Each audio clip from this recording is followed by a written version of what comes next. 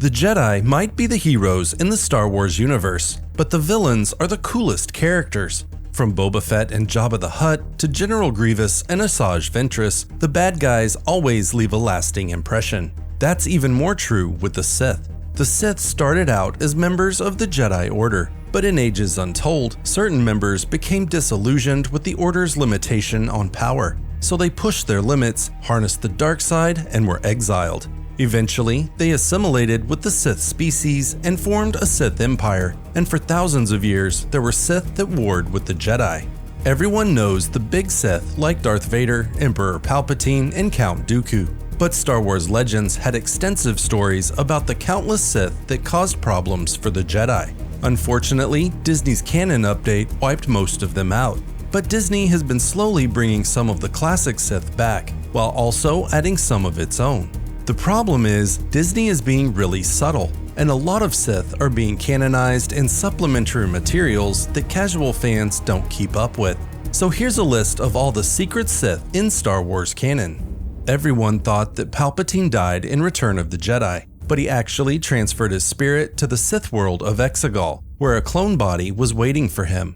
3 decades later, Kylo Ren felt something powerful call to him from the unknown regions. So he tracked down Darth Vader's Sith Wayfinder on Mustafar and went in search of the calling. When he got to Exegol, he found an ancient Sith citadel, and what he saw was menacing. There were countless statues of famous Sith Lords that had been carved during the depths of time. Many of those Sith are original to Disney's canon, and the supplementary materials for The Rise of Skywalker named 4 that Kylo Ren recognized from studying Sith texts. Their names included Lokfet, Mendrin, Felkor, and Sisiri. Of those 4, Lokfet was the only one named elsewhere, when Vader's servant Vinay used the exclamation, "Thank Lokfet." Another statue carved on Exegol was the legend Sith Naga Sadow. According to the Keldroma epics, he was an expansionist who commanded the Sith Empire during the Great Hyperspace War. He also triggered the Kron supernova and built the Massassi temples on Yavin 4. However, Naga Sadow wasn't the only legend Sith to show up in The Rise of Skywalker, because Darth Nihilus also had a statue on Exegol.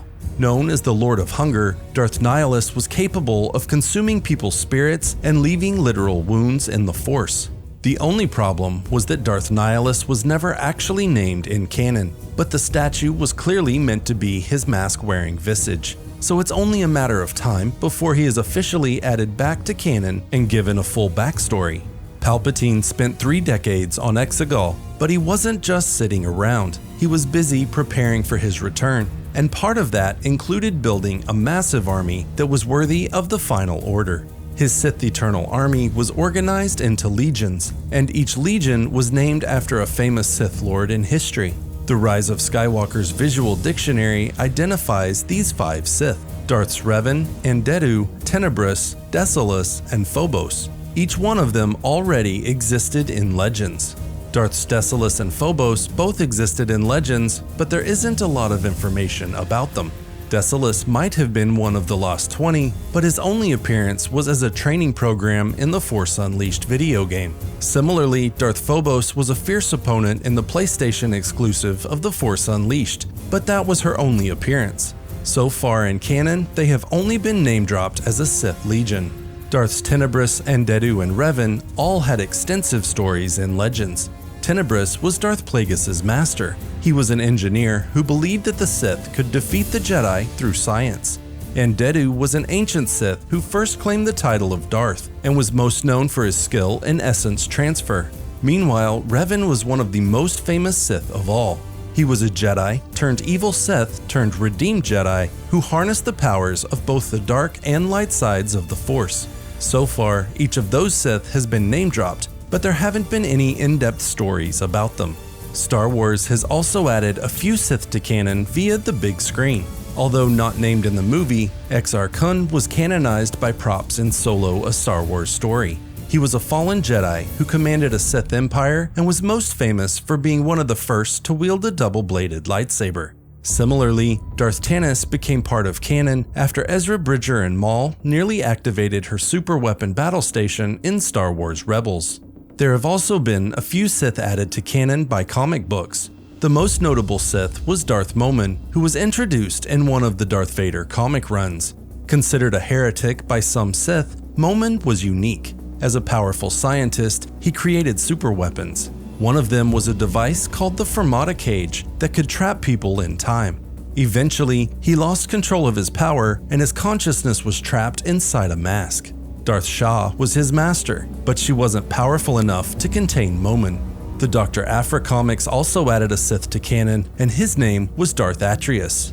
In ancient history, Atreus constructed a pair of crossguard lightsabers, and his rage was so great that he infected one of the sabers and sent it into a frenzy. In addition to comic books, Star Wars has also used novels to add Sith to canon. Although many of them don't have extensive backstories yet, many offer a lot of story fodder. For example, Darth Rend was named in Claudia Gray's Master and Apprentice novel, and Qui-Gon Jinn actually thought that prophecies pointed to the legendary Sith's return. A few Sith were detailed in George Mann's Dark Legends book. Although it's a collection of in-universe myths and legends, there's likely truth behind most of the tales. One of the Sith detailed was Darth Sanguis, who was supposedly the Sith that discovered the world of Exegol. Another one was Darth Siberius, who combined Force Lightning and Force Drain in a way that preserved her own youth. A corrupting Sith gauntlet was named after her and was safeguarded by the Jedi years after her death. The Dark Legends book also detailed Darth Noctis, a Sith who wielded a sickle-shaped lightsaber and sought the secrets of immortality on Exegol. Years later, Palpatine's agents found her unique lightsaber and used it against Luke Skywalker in Adam Christopher's Shadow of the Sith novel. Another Sith was Darth Kaldoth, who specialized in creating Sith war beasts. Supposedly, he sacrificed Rhy Nimbus, his own apprentice, and turned him into stone. Kaldoth was also mentioned in Cavan Scott's audiobook Dooku Jedi Lost, which also name-dropped two more Sith. They were Darth Scry, who was responsible for a re-emergence of the Sith, a super weapon called the Cauldron, and an artifact called the Hand of Scry. Jedi Lost also mentioned a Sith called Omen, who designed the harness that Palpatine would use to support his clone body on Exegol. Yet another Sith was called Darth Quellis. He was named in a book called Life Day Treasury, and his spells were powerful enough to make a sun burn black.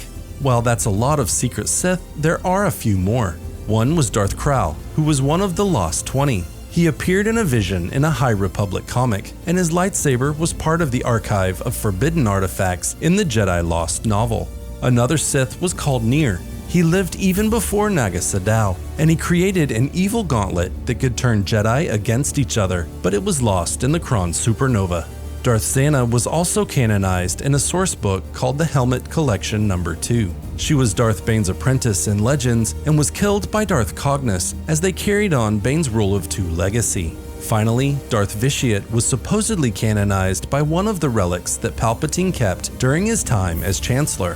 Vitiate's face can be seen, but his name and backstory remain a mystery thus far. However, in Legends, he was one of the most powerful Sith of all time and deserves a lot of attention in canon.